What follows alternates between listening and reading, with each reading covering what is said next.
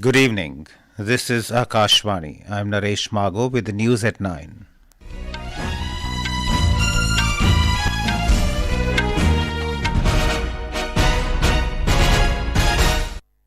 The headlines. Prime Minister Narendra Modi to release first housing installment under PM Janjati Adivasi Nyaya Maha Abhiyan tomorrow.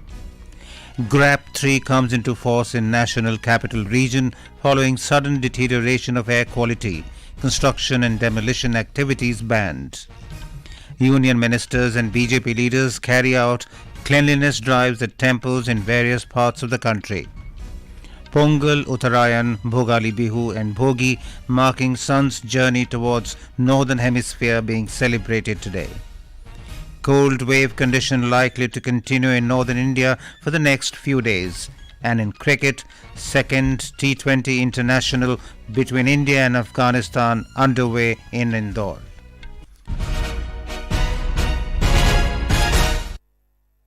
Prime Minister Narendra Modi will release the first installment of Pradhan Mantri Awas Yojana Gramin under the Pradhan Mantri Janjati Adivasi Nyaya Maha Abhiyan PM Janman to 1 lakh beneficiaries through video conferencing tomorrow. He will also interact with the beneficiaries of PM Janman on the occasion. In line with Mr. Modi's efforts towards the vision of Antyodaya to empower the last person at the last mile, the PM Janman was launched for the socio-economic welfare of particularly vulnerable tribal groups, PVTGs, in November last year. The PM Janman, with a budget of around 24,000 crore rupees, focuses on 11 critical interventions through 9 ministries. The government has re-invoked the Graded Response Action Plan GRAP Stage 3 in Delhi and NCR with immediate effect to prevent further deterioration in air quality. Under Stage 3, the construction and demolition activities have been banned. The decision was taken in view of a sudden deterioration of air quality in Delhi, touching the average air quality index of 458. The Subcommittee for Operationalization of the Graded Response Action Plan today called an emergency meeting and decided to re-invoke the 8-point action plan as per Stage 3 of GRAP in the entire NCR. As per the action plan, agencies need to intensify the frequency of mechanized and vacuum-based sweeping of roads. The committee also directed agencies to ensure daily water sprinkling along with dust suppressants before peak traffic hours on roads and ensure proper disposal of the collected dust in designated sites and landfills. Union ministers and several BJP leaders today took part in a cleanliness drive at the pilgrimage sites in the national capital. Earlier, Prime Minister Narendra Modi had urged everyone to launch cleanliness campaign at the pilgrimage sites from Makar Sankranti in preparation for the consecration ceremony of the Ram Mandir in Ayodhya on 22nd January. Housing and Urban Affairs Minister Hardeep Singh Puri held a cleanliness drive at the premises of Ramayan Vidyapith in Delhi. Minister of State for Culture Meenakshi Lekhi joined the campaign at ancient Hanuman Temple in Connaught Place. प्रधानमंत्री जी ने एक तरीके से सबके मन में वो ज्योति प्रज्वलित करने का काम किया है कि जिन मंदिरों में हम आराधना करते हैं, जहां हम जाके पूजा पाठ करते हैं, हम उन सब जगहों पर स्वच्छता भी रखें और साथ ही स्वच्छता अभियान में भी जुड़ें. BJP President JP Nadda participated in a cleanliness drive at the Guru Ravidas Mandir in the national capital. Mr. Nadda said, under the campaign, the party workers will do Shramdan in various temples till the 22nd of this month and participate in Bhajan Kirtan. He said the party leaders and workers will worship Lord Ram by lighting Ram Jyoti in their homes on 22nd January. Party ने तय किया है 14 तारीख से 22 तारीख तक हम हर एक तीर्थ स्थल उसकी हम सफाई अभियान में अपने आप को शामिल करेंगे. In Uttar Pradesh, Chief Minister Yogi Adityanath launched a mega cleanliness campaign from Lata Chowk in Ayodhya today. General Secretary of Sri Ram Janmabhoomi Tirath Kshetra Trust Champat Rai and State Transport Minister Daya Shankar Singh accompanied him. Several ministers, MPs and other public representatives participated in the cleanliness drive in different districts. 8th Armed Forces Veterans Day was celebrated today across the country to pay respects to the ex-servicemen for their selfless duty and sacrifices. Wreath-laying ceremonies and veterans rallies were organized in Srinagar, Pathankot, Delhi, Kanpur, Jodhpur, Guwahati, Mumbai, Kochi and several other places to mark the day. Raksha Mantri Rajnath Singh led the celebrations by addressing a veterans rally at Air Force Station Kanpur in Uttar Pradesh. The Defence Minister reasserted the unwavering commitment of the government towards the welfare of ex-servicemen. Former Member of Parliament in Lok Sabha, Milind Deora, today joined the Shiv Sena in Mumbai in presence of the Chief Minister of Maharashtra, Eknath Shinde. Milind Deora resigned from the Congress party this morning. Speaking after joining the Shiv Sena, Mr. Deora said that a strong government is needed at the centre and states in India. He added that it is a matter of pride that under the leadership of Prime Minister Narendra Modi, India is stronger today. He also highlighted that no terror attack has happened in Mumbai in the last 10 years, which is an achievement for the city. The Indian National Congress kicked off Bharat Jodo Nyaya Yatra from Thoubal district of Manipur today. The yatra was flagged off by AICC President Mallikarjun Kharge, and Congress leader Rahul Gandhi will lead the yatra, which will cover 15 states of the country. Addressing a public meeting in Khongjom in Thoubal district, Mr. Kharge said the party fights for secularism, equality and social justice. He added that Congress is taking out the yatra to ensure employment for people, adding that it is against price rise and for farmers' rights. This is Akashvani giving you the news. For quick news updates round the clock, follow us on our Twitter handle at AIR News Alerts. The government has said that Ayushman cards created under Ayushman Bharat Pradhan Mantri Jan Arogya Yojana have saved out-of-pocket expenditure of more than 1,25,000 crore rupees of the poor and vulnerable population. The Union Health Ministry said 30 crore Ayushman cards have been created under the scheme so far. The flagship scheme aims to provide health cover of 5 lakh rupees per family per year for secondary and tertiary care hospitalization. In an overwhelming display of public enthusiasm, the Viksit Bharat Sankalp Yatra is receiving a warm response from citizens across Odisha. The gatherings at various locations are witnessing political fervour and showcasing vibrant cultural performances by women, school students and local artists, adding a festive touch to the yatra. More from our correspondent. The cultural display during the Jatra reflect Odisha's rich diversity and heritage, making the Jatra an inclusive and celebratory affair. As part of the program, beneficiaries from different parts of the state actively participate by sharing their personal experiences, elucidating how various central government schemes have positively transformed their life. Santoshi Behera, a resident of Navarampur, said her heartfelt gratitude for the transformative impact of the Pradhan Mantri Ujjwala Yojana, which has significantly improved her living conditions and ensured a healthy, smoke-free environment for her family. मैं उजाला gas की ग्राहक हूँ। पहले हम लकड़ी और कोयला से खाना बना रहे थे।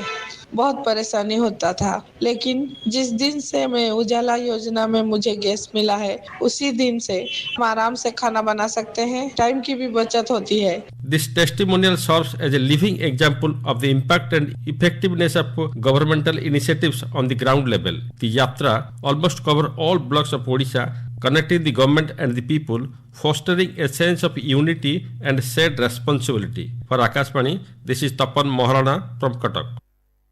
Union Minister of State for Science and Technology Dr. Jitendra Singh launched the Doctor on Wheels ambulance in the Ramnagar Tehsil of Jammu's Udhampur district today. The initiative, inspired by the Prime Minister's Digital Health Mission, will provide people expert medical consultation at their doorsteps. The Doctor on Wheels ambulance is equipped with the latest technology and system to connect patients with senior doctors from across the country. The ongoing Israel-Hamas war has completed 100 days since it began on the 7th of October after Palestinian terror group Hamas terrorists launched an unprovoked attack on southern Israel and killed hundreds of civilians and abducted hostages. Since the war began, both sides have lost thousands of lives, making the ongoing war the longest, bloodiest and most destructive conflict between the bitter enemies. Yesterday, family members gathered at the Israel-Gaza border, shouting words of support to the estimated 100 hostages still held in Gaza by Hamas. Meanwhile, Israel continued bombardments in the Gaza Strip, vowing to press ahead with its offensive to destroy Hamas. Festivities marking Makar Sankranti, the journey of sun towards the northern hemisphere, began in different parts of the country today.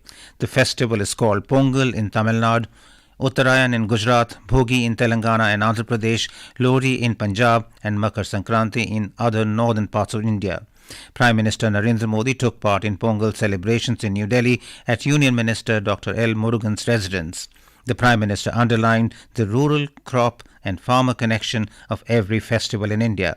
Quoting great Saint Thiruvalluvar, he highlighted the role of educated citizens, honest businessmen and good crops in nation building and said that during Pongal, fresh crop is offered to God, which puts Annadata Kisan at the center of this festive tradition. संत तिरुवल्लुवर ने कहा है, अच्छी फसल, पढ़े लिखे व्यक्ति और ईमानदार व्यापारी, ये तीनों मिलकर राष्ट्र निर्माण करते हैं। पोंगल पर्व में ताजी फसल को भगवान के चरणों में समर्पित करने की परंपरा है। इस पूरी उत्सव परंपरा के केंद्र में हमारे अन्नदाता, हमारे किसान हैं। In Telangana, people celebrated Bhogi with traditional fervour and gaiety. Our correspondent says the 3-day post-harvest festival is celebrated across the state, with rural areas celebrating predominantly.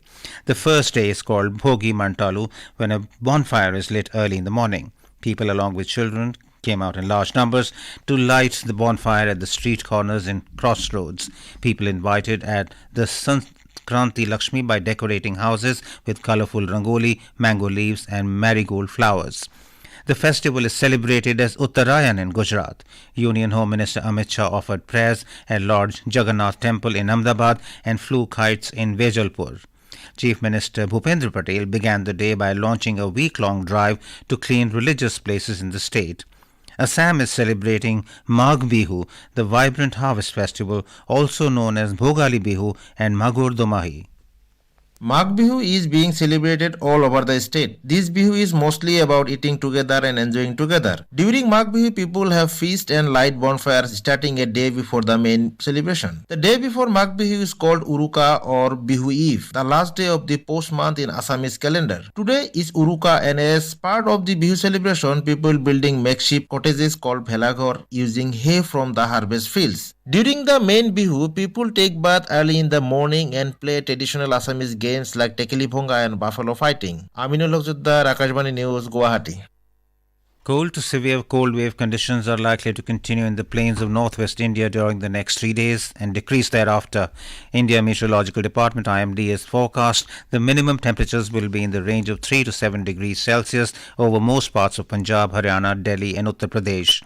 Cold day to severe cold day condition is also likely to continue in some parts of Uttar Pradesh and Bihar till tomorrow. The fog condition is likely to prevail for a few hours in night and morning in Punjab, Haryana, Delhi, Uttar Pradesh, Jammu, Himachal Pradesh and Uttarakhand.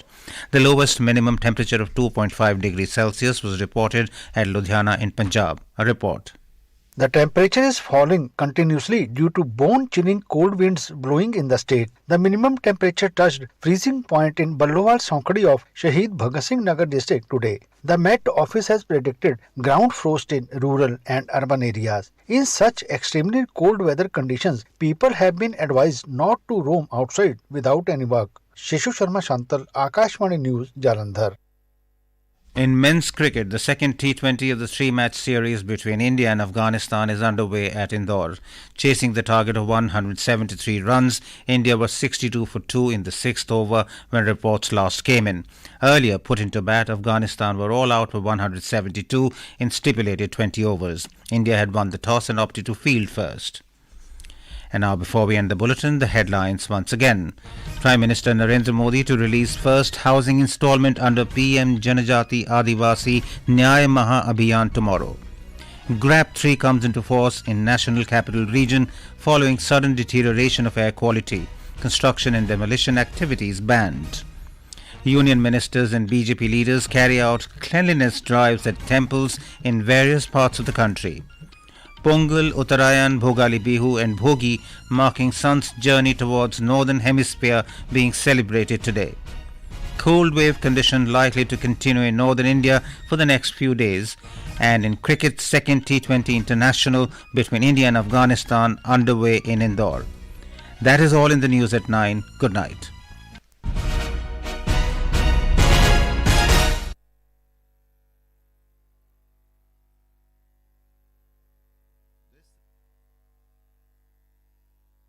This is Akashwani. In the program Spotlight now, we bring you a discussion on significance of Pradhan Mantri Janjati Adivasi and Nyaya Maha Abhiyan. The participants are R. Jaya, Additional Secretary, Ministry of Tribal Affairs, and S. Rangabhashyam, Anchor.